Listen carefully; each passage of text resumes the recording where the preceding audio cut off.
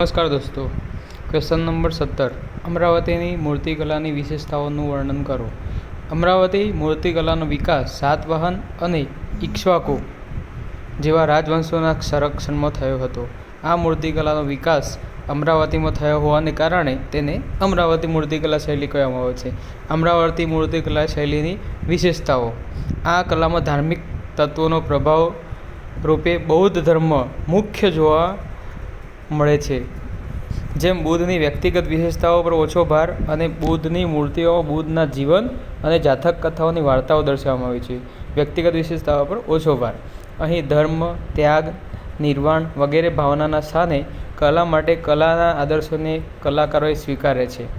હાવભાવ અને સૌંદર્યની દ્રષ્ટિએ અમરાવતી કલા શૈલીની મૂર્તિઓ શ્રેષ્ઠ છે. હાવભાવ અને સૌંદર્યની દ્રષ્ટિએ મૂર્તિઓ અને શિલ્પોને સામગ્રી તરીકે આરસપાળનો ઉપયોગ કરીને બનાવેલ મુક્ત રીતે ઊભી મૂર્તિઓમાં વિશેષ બુદ્ધ અને બોધિસત્વની મૂર્તિઓ જોવા મળે છે. બુદ્ધ અને બોધિસત્વની મૂર્તિઓ જોવા મળે છે.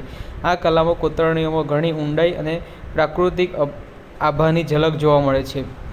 આ કોતરણીમાં ઓછી ખાલી જગ્યાઓ ધરાવતા ગોળ ચંદ્રક આકારમાં કંડાયેલા અંતઃમૂર્ત શિલ્પો જોવા મળે છે. આ શૈલીમાં શિલ્પોમાં કથાનું વર્ણન કરતા શિલ્પો એ મુખ્ય ખાસિયત છે. ધાર્મિક અને બિનસાંપ્રદાયિક શિલ્પો પણ મળે છે. શરૂઆતના કાળમાં બૌદ્ધને માત્ર ચિહ્નો દ્વારા દર્શાવતા, જ્યારે પછીથી તેમને મૂર્તિઓ પણ જોવા મળે છે. શિલ્પો તીવ્ર સંવેદનવાળા ચહેરાવાળી આકૃતિઓ ધરાવે છે. આ શિલ્પોની આકૃતિઓની ગતિશીલતા અને ત્રિભંગ મૂર્તિઓ જોવા મળે છે. અમરાવતીના સ્તૂપોમાં પણ સાંચીના સ્તૂપની સમાન પ્રદક્ષિણા પથ જોવા મળે છે. તરત પતન ન પામતા આ શૈલી આગળના કાળમાં પછી છેક ચોલ કાળ સુધી બદલાયેલ સ્વરૂપમાં શરૂ રહી. અમરાવતી મુખ્ય: અમરાવતી, સાતવાહન અને ઇક્ષ્વાકુ વંશ. ચોલકાલીન કાંસ્ય શિલ્પોને કલા અને ધાતુશાસ્ત્રના ઇતિહાસમાં એક નવો માપદંડ સ્પષ્ટ કરો. ચોલકાલીન કાંસ્ય શિલ્પોએ કાંસ્ય શિલ્પો ભારતમાં પ્રાચીન સમયથી મળી આવે છે. નર્તકીની કાંસ્યની મૂર્તિ મોહેંજો-દડોમાંથી મળી આવી હતી. ઉત્તર ભારતમાં પ્રાપ્ત ગુપ્ત સામ્રાજ્યના સિક્કા અને સ્તંભો પરથી જાણી શકાય છે કે ભારતીય ધાતુશાસ્ત્ર મધ્યયુગીન સમયગાળા દરમિયાન ચરમોત્કર્ષ પર હતું, જેના વિશે દક્ષિણ ભારતના ચોલોના કાંસ્ય સિક્કાઓ પરથી માહિતી મળે છે. કોપર, ઝીંક, ટીનને મિશ્ર કરીને કાંસ્ય શિલ્પ બનાવવામાં આવે છે. કોપર, ઝીંક અને ટીનને, જે આપણા પૂર્વજોના સમયથી વર્તમાન સુધી ઉપયોગમાં લેવાઈ રહ્યું છે. સંગમ યુગ દરમિયાન દક્ષિણ ભારતના વિકસેલા ચોલ, પાંડ્ય અને ચેર સામ્રાજ્યને શૈવવાદ સ્થાપત્યની દ્રવિડ શૈલી તથા કાંસ્ય ધાતુશાસ્ત્રની સમર્થન આપ્યું હતું. શૈવવાદ સ્થાપત્યની દ્રવિડ શૈલી તથા કાંસ્ય ધાતુશાસ્ત્રને સમર્થન આપ્યું હતું. ચોલ, પાંડ્ય, ચેર સામ્રાજ્ય. સંગમ પછી સમય દરમિયાન નવી ધાર્મિક પરંપરાઓનો જન્મ થયો, જેમાં દેવતાની મૂર્તિની શોભાયાત્રાનું પ્રમાણ વધ્યું. આથી આ કાંસ્યની મૂર્તિ પથ્થર કરતાં વજનમાં હલકી અને ટકાઉ હોવાથી પથ્થરના સ્થાને કાંસ્યની મૂર્તિઓનું પ્રચલન વધ્યું. પથ્થર કરતાં હલકી હોય એટલે પથ્થરની સરખામણીમાં કાંસ્યની મૂર્તિઓ મોનોક્રોમેટિક લાઇટ ઇફેક્ટ અને આભૂષણો વધુ આકર્ષિત રૂપે રજૂ કરતી હોવાથી તેનું પ્રમાણ વધ્યું. આકર્ષિત ઇફેક્ટ અને આભૂષણો વધુ આકર્ષિત કરે. ચોલોની કાંસાની મૂર્તિઓ લોસ્ટ વેક્સ ટેકનિકનો ઉપયોગ કરીને બનાવતી હોવાથી મૂર્તિઓના આકાર, રૂપરેખા, ચહેરા અને હાવભાવ વગેરે અપ્રતિબિંબ રૂપે રજૂ થાય. એવા દક્ષિણ ભારતમાં મૂર્તિકલા માટે કાંસ્યનો ઉપયોગ ચરમોત્કર્ષ પહોંચ્યો હતો. મહત્વનું કાર્ય મૂર્તિઓનું નિર્માણ હતું, જે નટરાજ કાંસ્યની મૂર્તિમાં પ્રતિબિંબિત થાય છે. ઉદાહરણ તરીકે કલ્યાણ સુંદર મૂર્તિ, અર્ધ નરેશ્વરની મૂર્તિ. વ્યાપાર, ખેતી, કર વગેરે કારણે ચોલ શાસકો આવકમાં વધારો થયો હતો, જેનો ઉપયોગ તેઓ મૂર્તિ નિર્માણ માટે નવી ટેકનિક અને ધાતુશાસ્ત્રના ઉત્કર્ષ માટે કરતા હતા. શાહી ચોલ સમયગાળા દરમિયાન રાજરાજ પ્રથમ અને તેમના પુત્ર રાજેન્દ્ર પ્રથમ મજબૂત નૌકાદળ જાળવી રાખ્યું હતું, જેથી શ્રીલંકા, માલદીવ અને અન્ય દેશો પર કબજો કરી શિવ મંદિરોનું નિર્માણ કર્યું હતું. શૈવ મંદિરો ખોદકામ દરમિયાન ચોલ શાસન દરમિયાન નિર્માણ પામેલી મૂર્તિઓ ભારત બહાર પણ મળી આવી છે. ઉપરોક્ત કારણોને સમજી શકાય કે ચોલ શાસન દરમિયાન કાંસ્ય શિલ્પનો ઉપયોગ તેની ગુણવત્તાને કારણે વધ્યો અને સમૃદ્ધ ચોલો કાંસ્યનું નિર્માણ માટે તાંબુ, ટીન અને ઝીંકનું ઉત્પાદન વધાર્યું હશે, જેથી ચોલ શાસન દરમિયાન કલા અને શિલ્પ નિર્માણ ક્ષેત્રે ધાતુશાસ્ત્રના ઉપયોગનો નવો માપદંડ નિર્મિત કર્યો એમ કહી શકાય. ભારતમાંથી પ્રાપ્ત પ્રાગ ઐતિહાસિક ચિત્રોના મહત્વની તપાસ કરો. ઉપરાંત આ સમયગાળા દરમિયાન ચિત્રકલાની શૈલીમાં ફેરફાર વિશે જણાવો. પ્રાગ ઐતિહાસિક ચિત્રો. પ્રાગ ઐતિહાસિક સમય દરમિયાન કોઈ પુસ્તકો અથવા લેખિત દસ્તાવેજો ન હતા, ત્યારે ચિત્રો પથ્થર, દિવાલો કે ગુફાઓમાં બનાવવામાં આવતા. ભારતમાં ભોપાલ નજીક વિંધ્ય પર્વતમાળાઓના ઉત્તરીય સીમાઓથી ઘેરાયેલી ભીમબેટકાની ગુફાઓ 600થી વધુ ગુફાઓ છે, જેમાં ભારતના સૌથી જૂના પ્રાગૈતિહાસિક ચિત્રો મળી આવે છે. પ્રાગૈતિહાસિક ચિત્રોનું મહત્વ. પ્રાગૈતિહાસિક સ્થળો પરના ખોદકામ દરમિયાન રહેઠાણો, માટીકામ, પ્રાચીન મનુષ્યો અને પ્રાણીઓના હાડકાં તથા ગુફાની દિવાલો પર ચિત્રોના માધ્યમથી જે માહિતી મળી એ સૂચવે છે કે પ્રાગૈતિહાસિક ચિત્રો માનવ ઉત્ક્રાંતિના મહાન સાક્ષી છે. તે સમયમાં મનુષ્યો દ્વારા ગુફાઓની દિવાલ પર દોરેલી આકૃતિઓને જોડીને વિદ્વાનોએ તૈયાર કરેલા વિવરણ પરથી પ્રાગૈતિહાસિક માનવીની જીવનશૈલી, ખાણીપીણી, રોજનીશી, આવાસ સંબંધી જરૂરી માહિતી પૂરી પાડે છે. પોતાની રોજિંદા જરૂરિયાત પરિપૂર્ણ થતાં પ્રાગૈતિહાસિક મનુષ્યો પોતાના વિચારો તથા મનોભાવને વ્યક્ત કરવા ગુફાઓની દિવાલો પર રેખાચિત્રો બનાવવાની શરૂઆત કરી. પ્રાગૈતિહાસિક સમયમાં પ્રાપ્ત થતા પથ્થરના ઓજારો, ચિત્રો, હથિયારો, હાડકાં વગેરે માનવ ઉત્ક્રાંતિ સમજવામાં સહાયક બન્યા છે. રોક પેઇન્ટિંગ. પથ્થર પરના ચિત્રો એ આ સમયગાળાના આદિમાનવો દ્વારા વારસામાં અપાયેલી સૌથી મોટી સંપત્તિ છે. ચિત્રકલા શૈલીમાં થયેલા ફેરફાર. નીચા પાષાણ લોઅર પેલિયોલિથિક યુગના લોકો કલાને અંગે કોઈ પુરાવો મળ્યો નથી, પરંતુ ઉચ્ચ પાષાણ સમય દરમિયાન આપણે કલાત્મક પ્રવૃત્તિઓનો પ્રચાર થયેલો જોઈ શકીએ છીએ. વિશ્વભરમાં આ સમયની ગુફાઓની દિવાલ પર પ્રાણીઓના ચિત્રો અને બારીક કોતરણી પ્રાપ્ત થાય છે, જે ચિત્રોના વિષયો માનવ આકૃતિઓ, માનવ પ્રવૃત્તિઓ, ભૌમિતિક ડિઝાઇન અને પ્રતીક હતા. ભારતમાં સૌથી પ્રાચીન ચિત્રો ઉપલા પાષાણ યુગ અપર પેલિયોલિથિક એક સમયથી નોંધાયા છે. ઉપલા પાષાણ યુગ તબક્કાના ચિત્રો લીલો અને ઘેરા લાલ રંગમાં વિશાળ પ્રાણીઓની આકૃતિઓ જેમ કે બાયસન, હાથી, વાઘ, ઘેડા અને ભૂંડ ઉપરાંત લાકડી જેવી માનવીય આકૃતિઓ રેખીય રજૂઆત છે. લીલા અને ઘેરા લાલ. મધ્યપ્રદેશથી વિંધ્ય રેન્જ અને ઉત્તર પ્રદેશમાં કેમુરિયન વિસ્તરણમાંથી સમૃદ્ધ ચિત્રો પ્રાપ્ત થયા છે. ભીમબેટકાના ચિત્રોમાં શિકાર, નૃત્ય, સંગીત, ઘોડા અને હાથીની સવારી, પ્રાણીની લડાઈ, મધ સંગ્રહ, કબરની સજાવટ અને અન્ય ઘરગથ્થુ દ્રશ્યોનો સમાવેશ થાય છે. ભીમબેટકામાં ત્રણેય કાળમાં ચિત્રોની છાપ મળે છે. મેઝોલિથિક પેઇન્ટિંગ. કદમાં નાના તેમજ પુનરાવર્તન પામેલા ચિત્રો આ સમયમાં સૌથી વધુ સંખ્યામાં જોવા મળે છે. કદમાં નાના તેમજ પુનરાવર્તન પામેલા ચિત્રો. તીક્ષ્ણ તીર, ધારદાર લાકડીઓ અને શિકારના ચિત્રો આ સમયમાં વધુ મળે છે. શિકારીઓને સાદા વસ્ત્રોથી અને ઘરેણાં પહેરેલા તેમજ શિકાર કરતા પ્રાણીઓ સાથે દર્શાવવામાં આવે છે. લોકો સમૂહમાં શિકાર કરતા હશે. ભીમબેટકા મધ્યપ્રદેશ, આદમગઢ મધ્યપ્રદેશ, સંઘાનુકુલ કર્ણાટકમાં આવા ચિત્રો મળ્યા છે. ચાલ્કોલિથિક પેઇન્ટિંગ. આ સમયગાળાના ચિત્રો મળવામાં મેદાનોના સ્થાયી કૃષિ સમુદાય ઉપરાંત આ વિસ્તારના ગુફાવાસીઓના જોડાણ, સંપર્ક અને પરસ્પર વિનિમયની જરૂરિયાત દર્શાવે છે. કલાકારોએ ભીમબેટકામાં પ્રાપ્ત ચિત્રોમાં સફેદ, પીળો, નારંગી, લાલ, જાંબલી, લીલો, કથ્થાઈ અને કાળા રંગનો ઉપયોગ કર્યો તેમજ પર્યાવરણના દ્રશ્યો સરસ પ્રસ્તુતિ કરી. સાહસિક અને આનંદિત પુરુષો તથા તે સિવાયના પ્રાણીઓના વધુ ભવ્ય ચિત્રો દર્શાવવામાં આવ્યા છે. પ્રાગૈતિહાસિક ચિત્રોના માધ્યમથી પુરાતત્વવિદો માનવ જાતિની ઉત્ક્રાંતિની સચોટ રીતે કહી શક્યા છે. વિવિધ સાધનો, વસ્તુઓ અને ચિત્રો લોકોની સામાજિક પૃષ્ઠભૂમિની માહિતી આપે છે, જે પૂર્વજોના વિકાસ માર્ગને ચકાસવામાં મદદ કરે છે. આ સાઇટ્સને સાચવવી મહત્વપૂર્ણ બની જાય છે, કારણ કે ચિત્રો દ્વારા ઘણી માહિતી સંગ્રહિત થાય છે. અજંતા ઇલોરાના ભીંત ચિત્રોની મુખ્ય લાક્ષણિકતાઓ પર નોંધ લખો. મહારાષ્ટ્રના ઔરંગાબાદ જિલ્લામાં અજંતા અને ઇલોરાની ગુફાઓ તેમજ તેના ભીંત ચિત્રો અને ચૈત્યો, વિહારો તથા ઉત્કૃષ્ટ શિલ્પકૃતિ માટે ભારતના સાંસ્કૃતિક વારસામાં મહત્વનું સ્થાન છે. અહીં ચૈત્ય અને વિહારો મૂર્તિઓ અને ચિત્રોની મદદથી શણગારવામાં આવે છે. ઈસવીસન પૂર્વે 10મી સદીથી ઈસવીસન 10મી સદીનો સમયગાળો પ્રાચીન સમયે ભારતમાં ભીંત ચિત્રોનું મહત્વ રજૂ કરે છે, જેમાં મોટાભાગના ભીંત ચિત્રો કુદરતી ગુફાઓ કે ખડક નિર્મિત ખડકોમાં જોવા મળે છે. અજંતાની ગુફાઓના ભીંત ચિત્રોની લાક્ષણિકતાઓ. 1. અજંતાના ચિત્રો. 1. ગુફા નંબર 1માં ત્રિભંગ મુદ્રામાં વિભિન્ન બોધિસત્વોના ચિત્ર, વજ્રપ્રાણી, મંજુશ્રી અને પદ્મપાણી. ગુફા નંબર 1માં ત્રિભંગ મુદ્રામાં બોધિસત્વોના ચિત્રો, વજ્રપ્રાણી, મંજુશ્રી અને પદ્મપાણી. ગુફા નંબર 16માં મૃત્યુની નજીક મરણનાશન રાજકુમારી. બુદ્ધના પૂર્વજીવનની જાતક કથાઓ, બુદ્ધનું મહાપરિનિર્વાણ, બુદ્ધની તપસ્યા દરમિયાન 4 આક્રમણ, ધર્મચક્ર પરિવર્તન, મુદ્રામાં બેઠેલા બુદ્ધ વગેરે અજંતાના ચિત્રો છે. બરાબર. આ બધા ભીંત ચિત્રોની લાક્ષણિકતાઓ. અજંતાના ગુફાઓના પોતાના ભીંત ચિત્ર માટે સૌથી વધુ લોકપ્રિય છે. ભીંત ચિત્ર માટે લોકપ્રિય છે. અહીં ગુફાઓની દિવાલો પર ભીંત ચિત્ર અને ફ્રેસ્કો ચિત્ર એટલે ભીના પ્લાસ્ટર પર ચિત્રિત ફ્રેસ્કો બંને જોવા મળે છે, જેમાં ટેમ્પરા શૈલી એટલે કે વર્ણકનો ઉપયોગ કરવામાં આવતો હતો. ભીંત ચિત્ર અને ફ્રેસ્કો બંને જોવા મળે છે. અહીં ચિત્રોમાં વનસ્પતિ રંગો અને ખનિજ રંગોનો ઉપયોગ કરવામાં આવે છે અને તેની વિશેષતા છે તેની વિશેષતા છે. વનસ્પતિ ખનિજ રંગો. આકૃતિમાં બાહ્ય રૂપરેખા લાલ રંગમાં છે. વાદળી, કાળા કે ઘાટા લાલ રંગની રેખાઓ પણ છે. આ ચિત્રો એ સમયની શૈલીઓ, પહેરવેશ અને આભૂષણો સાથે માનવ મૂલ્યો અને સામાજિક વર્તણૂકનું નિદર્શન કરે છે.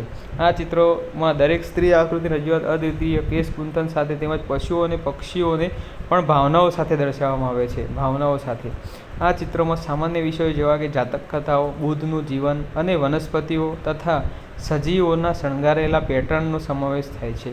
મનુષ્ય અને પશુઓની સુંદર આકૃતિઓ દ્વારા ગુફાઓ અને દિવાલોને શણગારવામાં આવી છે. ઇલોરાના ભિન્નચિત્રોની લાક્ષણિકતાઓ. ઇલોરાના મુખ્ય ગુફા ચિત્રો. વિષ્ણુ અને લક્ષ્મીના ચિત્રો. ઇલોરાના ગુફા ચિત્રો. વિષ્ણુ અને લક્ષ્મીના ચિત્રો. અનુયાયીઓ સાથે ભગવાનના શિવના ચિત્રો. સુંદર અપ્સરાઓ. આ બધા ઇલોરાના ગુફાઓ છે. વિષ્ણુ અને લક્ષ્મી માતાના ચિત્રો, અનુયાયી સાથે ભગવાન શિવના ચિત્રો, સુંદર અપ્સરાઓ. ભિન્ન ચિત્રોની લાક્ષણિકતાઓ. ઇલોરાની ગુફામાં ભિન્ન ચિત્ર મોટાભાગે ગુફા નંબર 16 એટલે કૈલાસ મંદિર સુધી 5 ગુફાઓ સુધી મર્યાદિત છે. કૈલાસ મંદિર. ભિન્ન ચિત્રો નિર્માણ 2 ચરણમાં કરાયું. પ્રથમ ચરણમાં ચિત્રોનું નિર્માણ ગુફાઓના ખોદકામ દરમિયાન કરવામાં આવ્યું હતું. પ્રારંભિક ચિત્ર આકાશમાં વિહાર કરતા વિષ્ણુ લક્ષ્મીનું ચિત્ર. ઇલોરાની ગુફાઓમાં કયું? આકાશમાં વિહાર કરતા વિષ્ણુ લક્ષ્મીનું ચિત્ર. દ્વિતીય ચરણમાં ચિત્રોનું નિર્માણ ઘણા વર્ષો બાદ કરવામાં આવ્યું. ગુજરાતી શૈલીમાં બનેલા ઉત્તરકાલીન ચિત્રો શૈવ સાધુઓના સરઘસને દર્શાવે છે. ઇલોરાની ગુફાઓમાં ચિત્રો બ્રાહ્મણ, જૈન અને બૌદ્ધ ત્રણેય ધર્મની સંબંધિત છે. અજંતાના ગુફા ચિત્રોની સરખામણી ઇલોરાના ગુફા ચિત્રો નવા છે. ભિન્ન ચિત્રોની સુંદરતા અને ઉત્કૃષ્ટતા અજંતા, અરમામલાઈની ગુફા, બાગની ગુફાઓ, તિરુમલાઈની ગુફાઓ અને શીતલવાસાની ગુફાઓમાં જોવા મળે છે. 1983 અજંતા ઇલોરાના ગુફા ચિત્રો અને શિલ્પોને યુનેસ્કો વર્લ્ડ હેરિટેજ સાઇટ તરીકે નિયુક્ત કરવામાં આવે છે. ભારતના કલાના વિકાસમાં નોંધપાત્ર અસર ધરાવતા આ ચિત્રો બૌદ્ધ ધર્મકાલીન શ્રેષ્ઠ કૃતિઓ ગણાય છે. ભારતીય ચિત્રકલાના ક્ષેત્રમાં મુઘલ શૈલી વિશેષ સ્થાન ધરાવે છે. મુઘલ શૈલી ચિત્રકલાના વિકાસના વિભિન્ન ચરણો અને તેની વિશેષતાઓ સાથે દર્શાવો. મિનિએચર શબ્દ લેટિન મિનિયમ પરથી લીધેલ છે, જેનો અર્થ સીસાયુક્ત લાલ રંગ થાય છે. પુનર્જાગરણ કાળ પહેલાં આ રંગનો ઉપયોગ પાંડુલિપિમાં કરવામાં આવતો હતો. લઘુચિત્ર નાના અને વધુ વર્ણન કરનારા હોય છે. ભારતીય ઉપખંડમાં આ લઘુચિત્રોની લાંબી પરંપરા જોવા મળે છે, જેમાં ઘણી શૈલીનો વિકાસ થયો છે. લઘુચિત્રો બનાવવાની કળા. પાલ શૈલી અને અભ્રંશ શૈલી. લઘુચિત્ર બનાવવાની શરત પૂરી કરવી જરૂરી નીચે મુજબ છે. ચિત્ર 25 સ્ક્વેર ફીટ ઇંચથી મોટા હોવા જોઈએ. 25 સ્ક્વેર ઇંચથી મોટા હોવા જોઈએ. ચિત્રનો વિષય વાસ્તવિક આકાર કરતાં 1.6 વધુ મોટા ન હોવા જોઈએ. 25 સ્ક્વેર ઇંચથી મોટા હોવા જોઈએ. ચિત્રનો વિષય વાસ્તવિક આકાર કરતાં 1/6 વધુ મોટા ન હોવા જોઈએ. મોટા ભાગના ભારતીય ચિત્રો ઉપસેલી આંખો, નમણું નાક અને પાતળી કમર જેવી એક પૃષ્ઠીય રૂપરેખા જોવા મળે છે. રાજસ્થાની ચિત્રોમાં ચામડીનો રંગ ભૂરો છે, જ્યારે મુઘલ ચિત્રોમાં તેજસ્વી રંગો જોવા મળે છે. તેમજ ભગવાન કૃષ્ણની જેમ દિવ્ય દર્શાવવા માટે વાદળી રંગનો ઉપયોગ કર્યો છે. લઘુચિત્રો કાગળ, તાડપત્ર કે કપડાં જેવી નાશપ્રાય સામગ્રી, પુસ્તકો કે આલ્બમો માટે ચિત્રિત કરવામાં આવતા હતા. 8મી સદીથી 12મી સદી વચ્ચે લઘુ ચિત્રકલાનો વિકાસ થયેલો જોઈ શકાય છે, જેમાં પૂર્વ અને પશ્ચિમી ક્ષેત્રનું યોગદાન છે. લઘુચિત્રો મુખ્યત્વે 2 શૈલી, પાલ શૈલી અને અભ્રંશ શૈલીમાં જોવા મળે છે. મુઘલ સમયની લઘુ મિનિએચર કલા. મુઘલ સમય દરમિયાન વિકસેલ ચિત્રકલા લઘુ શૈલી વિશિષ્ટ છે. આ શૈલી મુખ્યત્વે ફારસ અને પૂર્વના ચિત્રોમાંથી આ શૈલી ઉતરી આવી છે. આ સમયની લઘુ ચિત્રકલામાં ઈશ્વરના સ્થાને શાસકનો મહિમા અને વિસ્તરણ વિશે વધુ ધ્યાન આપવામાં આવ્યું, જે પર્શિયન અસર ધરાવતી મુઘલ કલાની વિશિષ્ટ શૈલી રજૂ કરે છે. ચિત્રોમાં માનવ આકૃતિઓ, લેન્ડસ્કેપ, મોટા સ્મારક દ્રશ્યો, ઐતિહાસિક ઘટનાઓ, શિકારના દ્રશ્યો વધુ જોવા મળે છે. 16મી થી 18મી સદી દરમિયાન મુઘલ ચિત્રશૈલીઓ ઇન્ડો પર્શિયન શૈલીઓને પ્રોત્સાહન આપ્યું અને લઘુચિત્રો પર હસ્તાક્ષર કરવા એ પ્રથા બની ગયો. મુઘલ ચિત્રો ધર્મનિરપેક્ષ ગણાય છે. મુઘલ ચિત્રોમાં ભૌતિક જગતના તત્વોને પ્રાણી, પક્ષીઓ, બોર્ડર પર લખાણ વગેરે જોવા મળતા હતા. હુમાયું ચિત્રકલાનો મહાન સંરક્ષક હતો. અકબર, તેણે દસ્તાવેજો, લખાણ અને ચિત્રકલા માટે અલગ વિભાગ બનાવ્યો હતો. ત્રિપરિમાણીય આકૃતિ ચિત્રોનું લખાણ વગેરેની શરૂઆત થઈ. કલાકારો દરબારી જીવન ચિત્રણ કરતા. પ્રસિદ્ધ ચિત્રકાર મીર સૈયદ અલી, દાસવંત, બાસવંત, કેશુ વગેરેનો સમાવેશ થાય છે. જહાંગીર, તેના સમયમાં મુઘલ ચિત્રકારો પ્રશસ્તતા પ્રાપ્ત કરી. જહાંગીર પોતે કલાકાર હોવાથી કાર્યશાળા ધરાવતો હતો. પ્રાણીઓ, વૃક્ષો, ફૂલોના ચિત્રો પ્રાથમિકતા આપી હોવાથી તેને ચિત્રશાળામાં વધુ પ્રમાણમાં લઘુચિત્રો પ્રાપ્ત થાય છે. પેન્સિલ અને કલર. શાહજહાં પ્રકૃતિવાદી ચિત્રોના સ્થાને કૃત્રિમ ચિત્રોની રચના પસંદ કરી. યુરોપિયન પ્રભાવના લીધે સજીવતામાં ઘટાડો અને પ્રાકૃતિક સ્થિરતા લાવવાનો પ્રયત્ન કરવામાં આવ્યો હતો. લઘુચિત્રો પ્રમાણમાં નાના હોવા છતાં વિસ્તૃત માહિતી પ્રદાન કરનારા હોય છે. લઘુચિત્રો શાસક દરબાર અને તે સમયે પ્રચલિત પ્રાકૃતિક તત્વો, પ્રાણીઓ, પક્ષીઓ વગેરે સુંદર રજૂઆત જોવા મળે છે. ભારતીય ઉપખંડની વિકસેલી વિવિધ ચિત્રકલાઓ મુગલ કાળની લઘુચિત્રના ગુણવત્તામાં ભિન્નતા છે. ઔરંગઝેબના અંત બાદ વિકસેલ ચિત્રકલાની રાજસ્થાની અને કાંગડા શૈલી પર નોંધ લખો. રાજપૂત રાજસ્થાનના પ્રમુખ શાસક વર્ગ હતા. 16મી સદીથી 19મી સદી શરૂઆતમાં મુગલ શાસકોની માફક રાજપૂત શાસકો કલાપ્રેમી હતા, જેમણે લઘુચિત્રોને સમર્થન આપ્યું હતું. તેમજ મોટાભાગના કલાકારો આશ્રય આપ્યો હોવાથી ચિત્રકલા રાજસ્થાની શૈલી અને રાજપૂત શૈલી તરીકે ઓળખવામાં આવે છે. વિદ્વાન આનંદકુમાર સ્વામીએ 1916માં રાજપૂત પેઇન્ટિંગ શબ્દનો પ્રયોજ્યો હતો. વર્તમાન સમયમાં રાજસ્થાન અને મધ્યપ્રદેશના કેટલાક ભાગો જેમ કે મેવાડ, બુંદી, કોટા, જયપુર, કિશનગઢ, બીકાનેરમાં આ શૈલી પ્રવર્તે છે. રાજસ્થાન શૈલીની વિશેષતાઓ. રાજપૂત સામ્રાજ્યની કેટલીક સામાન્ય લાક્ષણિકતાઓ સાથે રાજસ્થાની ચિત્રશૈલી પોતાની આગવી શૈલી ધરાવતી હતી. મુગલ ચિત્રો બિનસાંપ્રદાયિક છે, જ્યારે મધ્યભારત, રાજસ્થાની પહાડી વગેરે પ્રદેશોની ચિત્રકલામાં ભારતીય પરંપરા, ભારતીય મહાકાવ્ય, પુરાણો જેવા ધાર્મિક ગ્રંથો, સંસ્કૃતિની પ્રેમ કવિતા વગેરે અસર ઉપજે છે. વૈષ્ણવ, શૈવ અને શક્તિ સંપ્રદાયોએ આ ચિત્રકલા પર જબરજસ્ત પ્રભાવ પાડ્યો હતો, જેમાં કૃષ્ણ સંપ્રદાયમાં સૌથી વધુ લોકપ્રિય હોવાથી સમર્થકો અને કલાકારોને પ્રેરિત કરવામાં મોખરે રહ્યા. રામાયણ, મહાભારત, ભાગવત, શિવપુરાણ, નેષદ રચિત, ઉષા અનિરુદ્ધ, જયદેવના ગીત ગોવિંદ, ભાનુદત્ત, રાસમંજરી, અમરુ શતક, કેશવદાસની રસિકા પ્રિયા વગેરે વિષયો ચિત્રકારોને સમૃદ્ધ ક્ષેત્ર પ્રદાન કર્યું. રાજા વડે થતા સામાજિક પરિવર્તનો, મૂલ્ય, સમાજ સુધારા વગેરેનું નિરૂપણ કલાકારો દ્વારા થયેલું છે. ઘાટા અને પ્રકૃતિના વિરોધાભાસી રંગો, કુદરતી રંગો, ઝીણા બ્રશ, કેનવાસ, કાગળ, હાથીદાંત, રેશમના ચિત્રકામ સામગ્રી તરીકે ઉપયોગ થાય છે. જો કે કુદરતી રંગોનું સ્થાન કૃત્રિમ રંગોએ લીધું છે. કાંગડા શૈલી. મુગલ સામ્રાજ્યના પતન બાદ રાજપૂત રાજાઓના સંરક્ષણના કારણે મુગલ શૈલીનું જ્ઞાન ધરાવતા કલાકારો હિમાચલ પ્રદેશના કાંગડા સ્થળાંતર કર્યું. જો ચિત્રકલાની ગુલેરા કાંગડા શૈલીનો જન્મ થયો. સૌપ્રથમ વિકાસ ગુલેરમાં થયા બાદ ચિત્રકલા કાંગડામાં પ્રવેશી. સંવેદનશીલતા અને બુદ્ધિમત્તા એ આ શૈલીની વિશેષતા હતી, જેનો અન્ય શૈલીમાં અભાવ હતો. આ શૈલીઓ મુખ્ય વિષયો ગીત ગોવિંદ, ભાગવત પુરાણ, બિહારીલાલ, સત્સાઈ અને નર દમયંતી હતા, જેમાં કૃષ્ણલીલાના દ્રશ્યો મુખ્ય હતા. વર્ષના 12 મહિના મનુષ્યની ભાવનાઓ પર પડતા પ્રભાવોને કરતું 12 મહિના કે બારમાસી જેવા સાંસ્કૃતિક ભાવની રચનાઓ કાંગડા શૈલીમાં જોવા મળે છે. 12 મહિનાનું બારમાસી. કાંગડા શૈલી 19મી સદી સુધી લોકપ્રિય રહી. સમય જતાં કુલ્લુ, ચંબા અને મંડી દરબારોમાં અન્ય શૈલીનો વિકાસ થયો, જે કાંગડા શૈલીમાં જન્મેલી.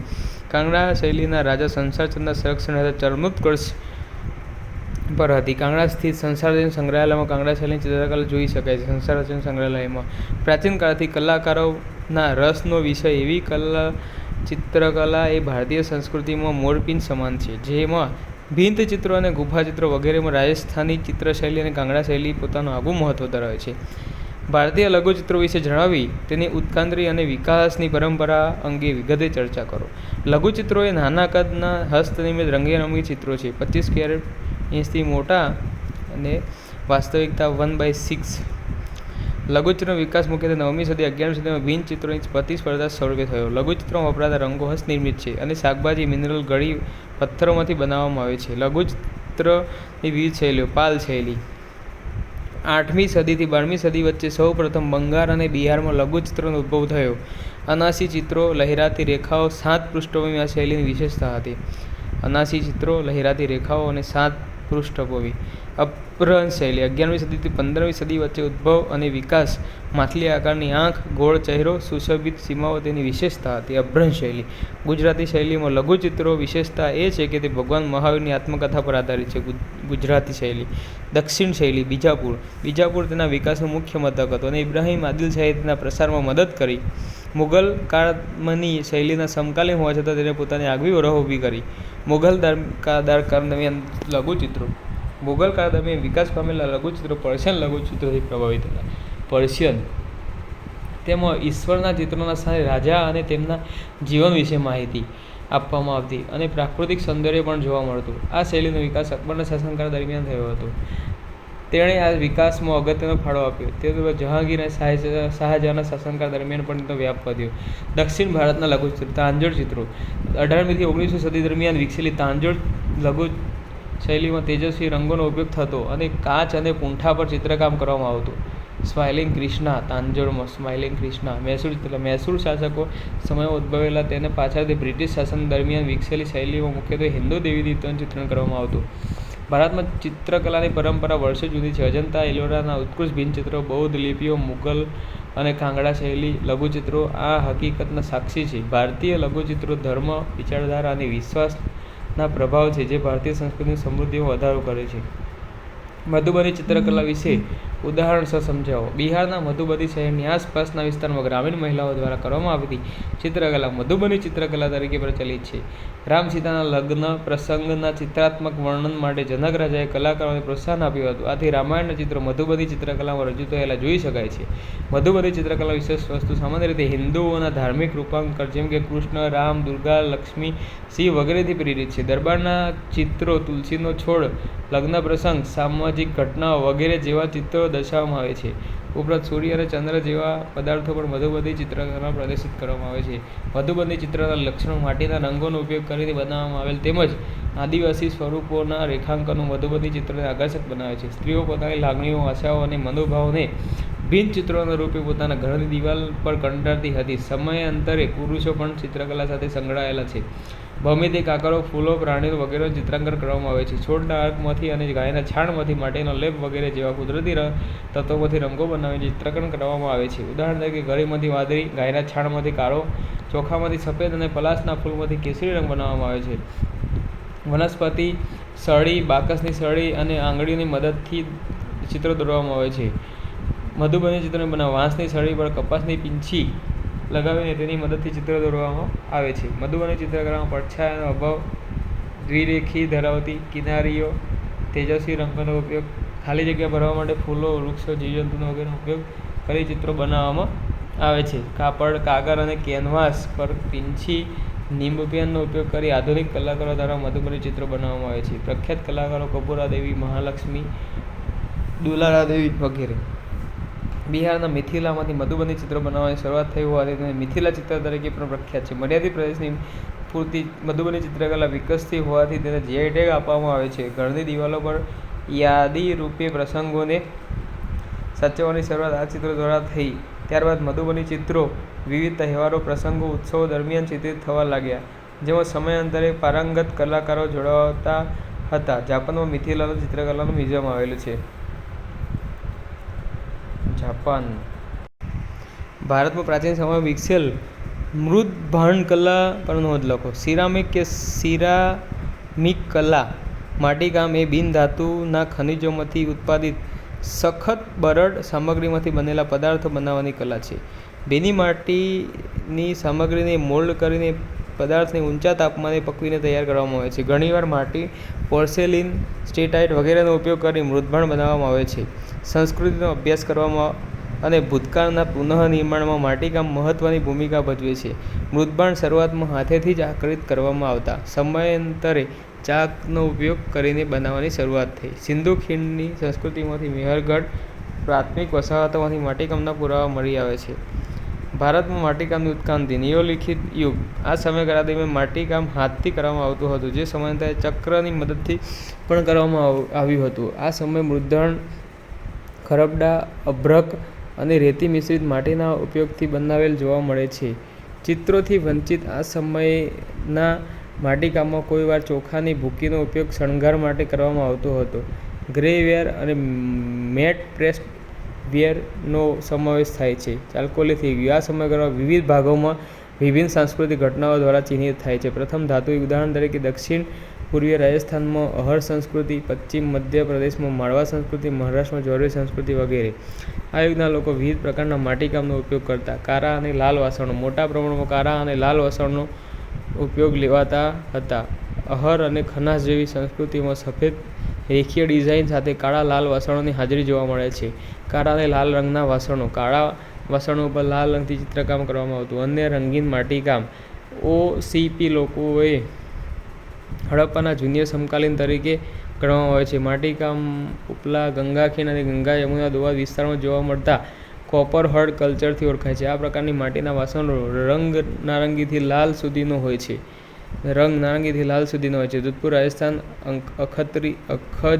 અખનજી ખેરા યુપી મુખ્ય સ્થળો છે. હડપ્પીય સંસ્કૃતિ દરમિયાન પ્રાપ્ત મૃત ભાંડોની સપાટી ખચબચડી પોલિશ અને પોલિશ કર્યા વગરના બંને પ્રકારના મૃત ભાંડ જોવા મળતા. મોટાભાગના મૃત ભાંડને કુંભારના ચાક પર ચડાવીને બનાવવામાં આવતા. તેના પર લાલ રંગ કરીને કાળા રંગની સજાવટ કરવામાં આવતી. વિવિધ આકારોમાં પ્રાપ્ત વાસણો પર અલગ અલગ ભૌમિતિક આકારો, વૃક્ષના પાન, પક્ષી, માછલી અને પશુઓના ચિત્રો વગેરે આકૃતિઓ દોરવામાં આવી છે.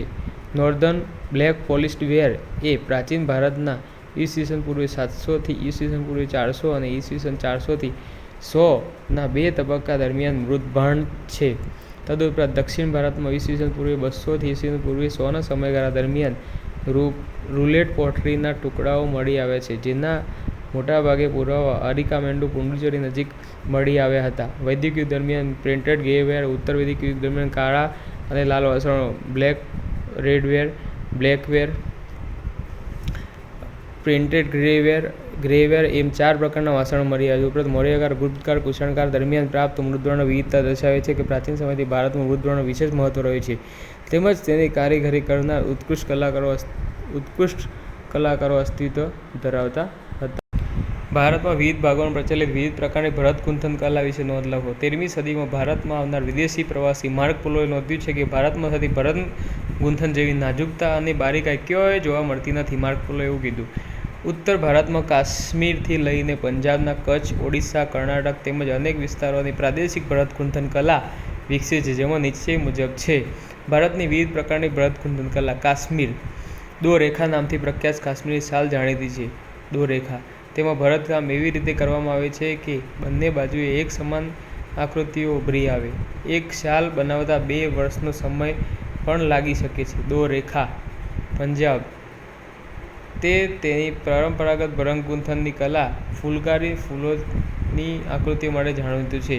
પંજાબમાં ફૂલકારી ભભકદાર ગુલાબી, નારંગી, પીળા અને ભૂખરા જેવા વિવિધ રંગોના દોરાનો ઉપયોગ કરીને લાલ ઈંટ જેવા રંગના ખાદીના કપડા પર ભરતકામ કરવામાં આવે છે. બાગ નામે પ્રખ્યાત ભરતકામથી ભરપૂર દુપટ્ટો રીતસર બગીચાની ઝલક આપે છે. બાગ કચ્છ પશ્ચિમ ભારતના કચ્છની રબારી, આહિર, મોચી, મેઘવાર વગેરે સમાજની સ્ત્રીઓ નાની ઉંમરથી જ ભરતકામ શીખી જાય છે. તેઓ પોતાના વસ્ત્રો, સુશોભનના કપડાં વગેરે બારીક ભરતથી ફૂલો, મોર, હાથી, પોપટ વગેરે સુંદર આકૃતિ ઉપસાવે છે. આ માટે લીલા, પીળા, લાલ, જાંબલી જેવા ભભકદાર રંગોના દોરાનો ઉપયોગ કરે છે. કચ્છના દરેક ગામ અને સમાજ પોતાની આગવી ડિઝાઇન અને શૈલી હોય છે. ઉપરાંત તેઓ ચમકતા આભલા પણ ચોંટાડી ભરતગૂંથણને અલગ અલગ રૂપ આપે છે. બિહારના ઉત્તર પ્રદેશ સુજની નામથી બિહારનું આગવું ભરત જાણીતું છે, જે મુખ્યત્વે વર્ણનાત્મક વિષયવસ્તુ પર આધારિત હોય છે. તેમાં 22 પ્રકારની ભરતની પદ્ધતિઓ હોય છે, જે ચિકન તરીકે ઓળખાય છે. સુતરાઉ કાપડ પર વિવિધ પ્રકારના ચિકનકારી કામ ઉત્તર પ્રદેશના લખનૌનું વિખ્યાત છે. આ ગૂંથણ એ પ્રકારે કરવામાં આવે છે કે પાછળથી તરફ ભાતનો પડછાયો પડતો હોય એવું લાગે. પાછળની તરફ બંગાળ કંથા નામે જાણીતી હજારો બારીક ટાંકાઓથી ભરતગૂંથણની આ કલા મુલાયમ રજાઈનું સ્વરૂપ આપે છે. ભારત અને બાંગ્લાદેશમાં રજાઈઓ બનાવવા આ કલાનો ઉપયોગ થતો હતો. જૂની સાડીઓને વાળીને એમાં રંગબેરંગી દોરાથી ભરતકામ કરીને રજાઈ કે ગોદડા બનાવવામાં આવતા. વર્તમાનમાં આવા ભરતકામવાળી સાડીઓ અને દુપટ્ટાઓ શહેરી બજારોમાં વેચાય છે. ઓડિશા પીપલીના લાલ, પીળો અને લીલા રંગના દોરાઓથી ભરતગૂંથણ કરીને હાથી, પોપટ વગેરે જેવી આકૃતિઓ અલગ જ ભાત ઉપસાવે છે. મૂળ આ કલા રથયાત્રા દરમિયાન પુરીના રથ મંદિરોને શણગારવા માટે પ્રચલનમાં આવી. વર્તમાનમાં આનો ઉપયોગ બગીચાઓની છત્રીઓ, ઓશિકા અને અન્ય જરૂર અનુસાર સજાવટી સામાન બનાવવામાં થાય છે. કર્ણાટક અને આંધ્રપ્રદેશ દક્ષિણ ભારતમાં લાંબડા, વણઝારા આદિ જાતિઓ વિશેષ જોવાલાયક ભરતગૂંથણ તૈયાર કરે છે. કચ્છના લોકોની જેમ તેઓ રંગબેરંગી સ્કર્ટ, બ્લાઉઝ અને અન્ય વસ્ત્રો પહેરે છે, જે રંગીન, પ્રતિબિંબિત, મહાતો અને ઉઠાવદાર રંગોથી ભરપૂર હોય છે. તેની આકૃતિઓ ફૂલ, વેલ, પશુ, પંખીઓની જગ્યાએ ભૌમિતિક હોય છે. આ સિવાય ઉત્તર ભારતની કસૂતી નામની જાણીતી ભરતગૂંથણ તુલસીનો ક્યારો, રથમંદિર, મોર, પોપટ, રમકડાં, ફૂલોથી ભરપૂર વૃક્ષોની વગેરેની બાદ ધરાવે છે. આમ સમગ્ર ભારતમાં ભરતગૂંથણ એ કલા સ્વરૂપે વિકાસ પામી છે અને લોક પહેરવેશ અને જીવનમાં આગવું સ્થાન ધરાવે છે. ભારતીય કલાની વિશેષતાઓને ધ્યાનમાં લેતા આપણે આ કલા પરંપરાને માત્ર ટકાવી ન રાખતા તેની જાળવણીનું કાર્ય કરવાનો છે. ચર્ચા કરો. ભારતીય કલા અને સ્થાપત્ય દ્વારા ભારતના સાંસ્કૃતિક વારસો સમૃદ્ધ બન્યો છે. હડપ્પા સભ્યતાથી લઈ વૈદિક યુગ, ગુપ્ત યુગ કાળ, મધ્યકાળ અને આધુનિક ભારતના કલા અને વારસાના સ્વરૂપોમાં પરિવર્તન જોવા મળ્યું છે. જેમાં સ્થાપત્યકારો, શિલ્પકારો, નૃત્યકારો, સંગીતકારો, વિદ્વાનો, ચિત્રકારો, કલાકારો અને દિગ્દર્શકો યોગદાન તેની જાળવણીમાં ભારતના લોકોએ પણ પોતાની ભૂમિકા ભજવી છે. ભારતનો ભવ્ય મહેલ, મંદિરો, કિલ્લાઓ, મસ્જિદો, મિનારાઓ, ગુફાઓ, જળાશયો અને વાવના નિર્માણમાં ઉત્કૃષ્ટ શિલ્પો અને સ્થાપત્ય બાંધકામ, કોતરણી બાંધકામ, સામગ્રી બાંધકામની રચના વગેરે ક્ષેત્રે સમૃદ્ધિ મળી છે. કુદરતી રંગોના ઉપયોગથી અજંતાના ગુફાચિત્રો, વાઘની ગુફાઓનું ચિત્રકામ, પ્રાથમિક રંગોનો અભાવ ધરાવતા લેપાક્ષી મંદિરના ચિત્રો, જોગીમાળાની ગુફાનું ચિત્રકામ, લઘુચિત્રકલા, પહાડી શૈલી જેવી વિવિધ શૈલી દ્વારા ઉત્કૃષ્ટ ચિત્રોએ ભારતને શણગાર્યું છે. પશ્ચિમ ભારતમાં, ખાસ કરીને ગુજરાતમાં, જૈન ધર્મ અને શ્વેતાંબર સંપ્રદાયને લગતા ચિત્રો મળે છે. આ ચિત્રો પર તાડપત્ર પર લખાયેલા ગ્રંથોમાં મળે છે. સિદ્ધરાજ જયસિંહના સમયમાં લખાયેલ નિશિત ચૂર્ણની સચિત્ર હસ્તપ્રત પાટણના સંઘવીપાડા ભંડારમાં સુરક્ષિત છે. આ પ્રતમાં સુશોભનાત્મક ચક્રાકાર આકૃતિ વધારે પ્રમાણમાં બનેલી છે. ખંભાતના શાંતિનાથ ભંડારની જ્ઞાન ધર્મસૂત્રની પ્રતમાં પદ્માસન વાળીને બેઠેલા મહાવીર સ્વામી અને સરસ્વતી દેવીનું ત્રિભંગ ચિત્ર પણ પ્રશંસનીય છે.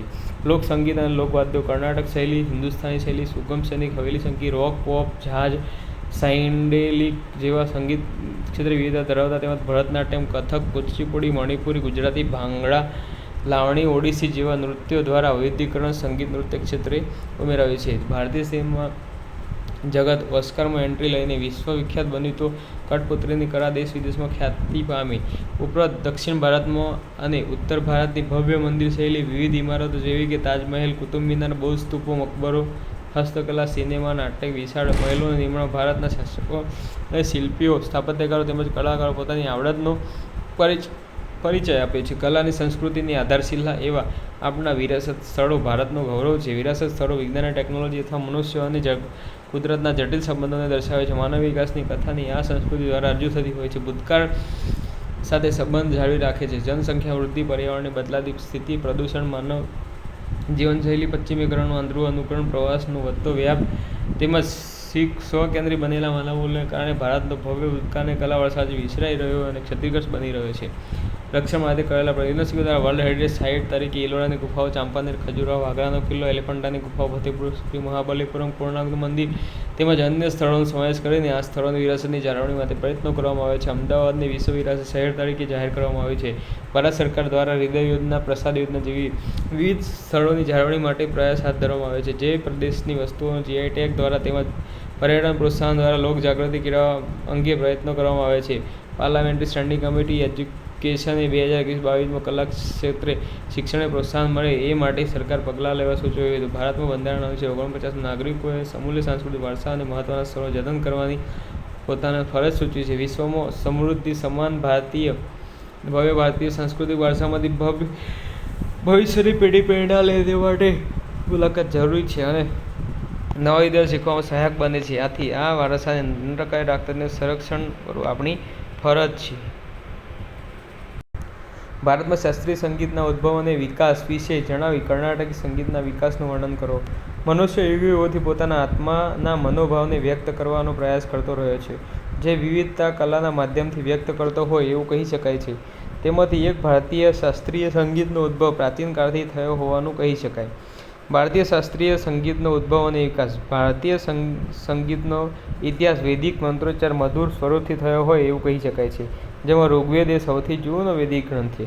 ભારતમાં પ્રથમવાર મળેલ સંગીત સાહિત્યિક પુરાવો એ ઉત્તર વૈદિક કાળમાં રચાયેલ સામવેદમાં જોવા મળે છે. સામવેદ ઉપરાંત ગાંધર્વ વેદમાં પણ સંગીત વિજ્ઞાન વિશે માહિતી આપેલ છે. આ સિવાય ભરતમુનિ પ્રથમના રચના નાટ્યશાસ્ત્રમાં સંગીત વિદ્યાના વિષયને વિસ્તૃત સ્વરૂપે વર્ણવવામાં આવેલ છે.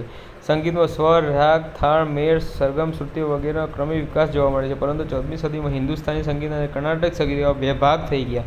14મી સદીમાં ત્યારબાદ લગભગ 18મી સદીમાં હિન્દુસ્તાની સંગીતના શુદ્ધ સ્વરો અલગ પડી ગયા. જે સંગીત સાર સ્વરોના રૂપમાં ઓળખાય છે તે વિવિધ શાસ્ત્રોક્ત દેવતાઓનું પ્રતિનિધિત્વ કરે છે. સા અગ્નિ, ગ સરસ્વતી, પ વિષ્ણુ, ની સૂર્યા, રે પદ્મ, બ્રહ્મા, શિવ, મ શિવ, ઘ ગણેશ. આ સમયાંતરે હિન્દુસ્તાની સંગીતમાં ધ્રુપદ, ખ્યાલ અને તરાણા વગેરે જેવી શૈલીનો વિકાસ થયો. ધ્રુપદ, ખ્યાલ, તરાણા. કર્ણાટકીય સંગીતમાં દક્ષિણ ભારતમાં પ્રાચીન તમિલોએ તેમની પ્રણાલીઓ, વિવિધ લખાણો અને પદ્ધતિઓ સાથે ભારતની અત્યંત વિકસિત સંગીત પ્રણાલી વિકસાવી હતી. બીજી સદીના શિલ્પાધિક્રમમાં પણ તે સમયના સંગીતનો ઉલ્લેખ કરવામાં આવ્યો છે. 7મી સદી અને 8મી સદીમાં શૈવ અને વૈષ્ણવ સંતોના તોલ્કાપ્પિયમ સંગીતના ઇતિહાસને અભ્યાસ કરવાની સામગ્રી પૂરી પાડે છે. 14મી સદીમાં લખાયેલ હરિપાલના સંગીત સુધાકરમાં કર્ણાટક હિન્દુસ્તાની શબ્દો વપરાયા છે.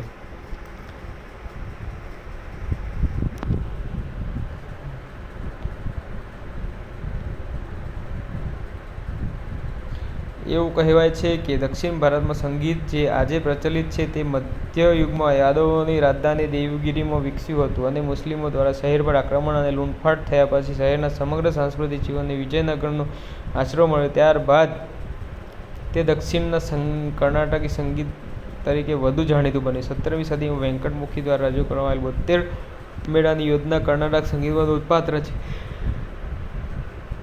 આમ ભારતમાં સંગીતનો ઉપયોગ મનોરંજન ઉપરાંત માણસની વ્યક્તિત્વના વિકાસ માટે કરવામાં આવતો હતો. સમયાંતરે તે ઘણી શૈલીઓના વિકાસને કારણે સંગીત સતત લોકપ્રિય બની રહ્યું છે. શાસ્ત્રીય સંગીત અને કર્ણાટક સંગીત વચ્ચેનો અસમાનતા અને તફાવત. મધ્યકાલીન સમયગાળા દરમિયાન ભારતીય શાસ્ત્રીય સંગીત સામાન્ય રીતે બે પરંપરાઓ, ઉત્તર ભારતમાં પ્રચલિત હિન્દુસ્તાની સંગીત અને દક્ષિણ ભારતમાં કર્ણાટકી સંગીત પર આધારિત હતું. ભારતીય શાસ્ત્રીય સંગીતની ઉપરોક્ત બંને સંગીત શૈલીઓનું ઐતિહાસિક જોડાણ ભરત મુનિના નાટ્યશાસ્ત્રમાં જોવા મળે છે. પછી 14મી સદીમાં સુધી બંને સંગીત શૈલી અલગ થઈ ગઈ. હિન્દુસ્તાની અને કર્ણાટક. હિન્દુસ્તાની સંગીતમાં હિન્દુસ્તાની સંગીતમાં મુખ્યત્વે 6 રાગો છે. કર્ણાટકી સંગીતમાં 72 રાગો છે. તેના પર અરબ, ફારસી, અફઘાન કલાનો પ્રભાવ જોવા મળે છે. તે માત્ર સ્વદેશી છે. આમ હિન્દી, પંજાબી, મરાઠી, ઉર્દૂ, વ્રજ જેવી ભાષાઓનો ઉપયોગ થાય છે. હિન્દી, પંજાબી, મરાઠી, ઉર્દૂ, વ્રજ. તેમાં કન્નડ, તેલુગુ, તમિલ, મલયાલમ જેવી ભાષાનો ઉપયોગ થાય છે. અનેક ઉપશૈલીઓ જોવા મળે છે, જે અંતર્ગત વિવિધ ઘરાનાનો ઉદ્ભવ છે. ગીતની એકમાત્ર વિશેષ શૈલી હોય છે, પણ તે નિશ્ચિત જ હોય છે. આ સંગીતમાં વિવિધતા લાવી શકાય છે. તેમાં વિવિધતા કે ફેરબદલવાની કોઈ સ્વતંત્રતા નથી. તબલા, સારંગી, સિતાર, સંતૂર જેવા વાદનનો ઉપયોગ થાય છે. વીણા, મૃદંગ, મેન્ડોલી વગેરેનો ઉપયોગ થાય છે. તે ઉત્તર ભારતમાં દક્ષિણ ભારતમાં પ્રચલિત છે. બંને સંગીતમાં સમાનતા. બંને સંગીતમાં પાયાના રાગ, સ્વર, તાલનું મૂળભૂત તત્વ સમાન છે. બંને શૈલીઓમાં પ્રત્યેક રાગમાં એક પ્રમુખ સ્વર અને કે વાદી સ્વર હોય છે. બંને શૈલીઓમાં વાંસળી અને વાયોલિન વાદ્યનો ઉપયોગ થાય છે. આ બંને શૈલી ધર્મ સાથે સીધો સંબંધ ધરાવે છે. બંને સંગીત શૈલીઓમાં માધુર્યને વધુ મહત્વ આપવામાં આવે છે. બંને શૈલીની શરૂઆત સંસ્કૃત સ્ક્રિપ્ટમાંથી થઈ છે. ઓકે. તાંડવ અને લાસ્ય નૃત્ય. શું નૃત્ય? નૃત્ય એક શારીરિક તંદુરસ્તીના પ્રદાન સાથે શારીરિક અભિવ્યક્તિના સ્ત્રોત તરીકે વિશ્વમાં વિખ્યાત છે. ભારતને પ્રાપ્ત શાસ્ત્રીય નૃત્ય શૈલી ન માત્ર પ્રાદેશિક વિવિધતા ધરાવતા વ્યવહારિક દ્રષ્ટિએ સૂક્ષ્મતા માટે વૈજ્ઞાનિક દ્રષ્ટિકોણ, માળખું, વિગતવાર વર્ણન વગેરેની દ્રષ્ટિએ પણ મહત્વ ધરાવે છે. કોસ્મિક ઉર્જા અને સ્ત્રી પુરુષોના બેલેન્સિંગ સમતુલન દ્વારા રજૂ તાંડવ અને લાસ્ય નૃત્યનો સમાવેશ ભારતીય શાસ્ત્રીય નૃત્યમાં થાય છે. તાંડવ. રુદ્ર તાંડવ, આનંદ તાંડવ અંગત મનોભાવનો તીક્ષ્ણ અને જુસ્સાપૂર્વક હલનચલન દ્વારા નૃત્ય રૂપે રજૂ કરવામાં આવે છે, તો તેને તાંડવ નૃત્ય કહે છે. ભગવાન શિવ દ્વારા તાંડવ નૃત્યનું રજૂ કરવામાં આવે છે. તેને સર્જન, સંરક્ષણ અને વિસર્જન કરવા માટે બ્રહ્માંડની ઉર્જાનો સ્ત્રોત માનવામાં આવે છે. ભગવાન શિવના શિષ્ય તાંડવે ભગવાનના આદેશથી તાંડવ નૃત્યના બે પાસા અંગહાર અને કર્ણહાર વિશે ભરત મુનિ નાટ્યશાસ્ત્રની રીતે માહિતગાર કરાયા હોવાનું તેવું મનાય છે. ગુસ્સો, ડર રજૂ કરતો તાંડવ નૃત્ય પુરુષવાચી સ્વરૂપ ભગવાન શિવને આભારી છે. નટરાજ મૂર્તિમાં ભગવાન શિવના તાંડવ નૃત્ય દર્શાવવામાં આવ્યું છે. સૃષ્ટિ સર્જન, સ્થિતિ, સંરક્ષણ, સંહાર, વિનાશ, તિરોભાવ, બ્રહ્મ અને અનુગ્રહ, મુક્તિ, શાશ્વત ઉર્જાની 5 અભિવ્યક્તિઓનું પ્રતિનિધિત્વ કરે છે. રુદ્ર તાંડવ. શિવનું ભયાનક સ્વરૂપ રુદ્ર આ નૃત્ય પ્રગટ થાય. રુદ્ર તાંડવ ઘણીવાર બ્રહ્માંડમાં વિનાશનું પ્રતીક સૂચવે છે. અંદરથી અંકુરિત થતા પરંતુ દબાયેલા ગુસ્સાને મુક્ત કરવાનું સંકેત છે. આ નૃત્ય આવે છે માનવ પ્રવેશની દુષ્ટતાને શિવ નાશ કરે છે. જન્મ મૃત્યુના યાગમાંથી મોક્ષ તરફ પ્રેરિત કરે છે. ભૌતિક જગતનો વિનાશ શિવ દ્વારા થાય તે રત્નાત્મક કાર્યો માટે પ્રેરણા મળે છે.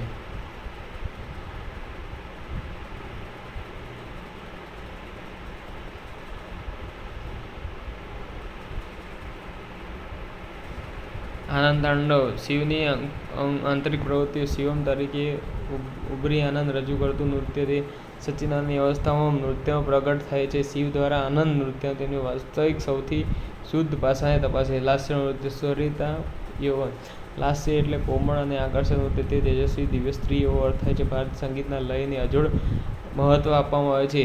તાલ એ બે ભાગો તાંડવ લાલ હાસ્યથી બનેલું છે. સૌમ્ય અને આકર્ષક હલનચલન દ્વારા પ્રેમ અને સ્નેહ કરીને કરવામાં આવતું લાસ્ય નૃત્ય માતા પાર્વતીને આભારી છે. શિવ તાંડવ નૃત્ય રસ અને નાજુકતાનો અભાવ જણાતા દેવી પાર્વતીને મનમોહક સુંદર નૃત્ય કર્યું જે સુંદરતાથી ભરપૂર હતું. શિવે પાર્વતીના નૃત્યથી અત્યંત પ્રભાવિત થઈ લાસ્ય નામ આપ્યું એવું મનાય છે.